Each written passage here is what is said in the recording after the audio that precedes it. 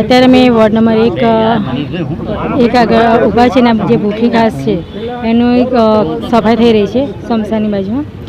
તો વરસાદના જે લીધે વિસ્તારમાં સમસ્યા થઈ છે તો એ સમસ્યા વારંવાર ના થાય એના તકેદારી રાખીને તે સફાઈનું કામકાજ ચાલુ છે. અને મારે વડોદરાવાસીને એક અપીલ કરવી છે તમારા મીડિયાના મારફતથી કે જે આ કાચની ફરતે તમે જે કચરો જુઓ છો તો એ કચરો બને તે સુધી તમે ના નાખશો, કેમ કે કચરો તમે કહો છો કે પાણી ભરાય છે, ક્લીન નથી થતું, સફાઈ નથી થતી, પણ આપણે પણ થોડો વિસ્તારવાસીઓને બી સાથ આપવાની ખરેખર જરૂર છે.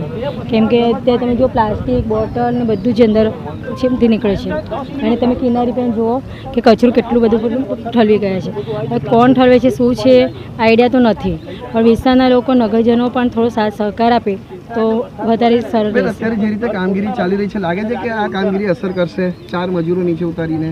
ના, અમે વાત કરી છે, અમે અધિકારીઓ જોઈ વાત જ કરતા હતા અને થોડું વાતમાં એ થયું અમે JCBની વાત કરતા, કેમ કે મને ખબર છે મજૂરો આટલું નહીં પહોંચી વળે અને નહીં થાય અને કરીને કેટલું પડશે, તો એના માટે જેટલું ઝડપથી કામ થાય એ માટે અમે ડિસ્કસ અધિકારી જોડે કરીએ છીએ. આ વિસ્તારમાં પાણી ભરવાની પણ સમસ્યા છે, એનો નિકાલ આવશે?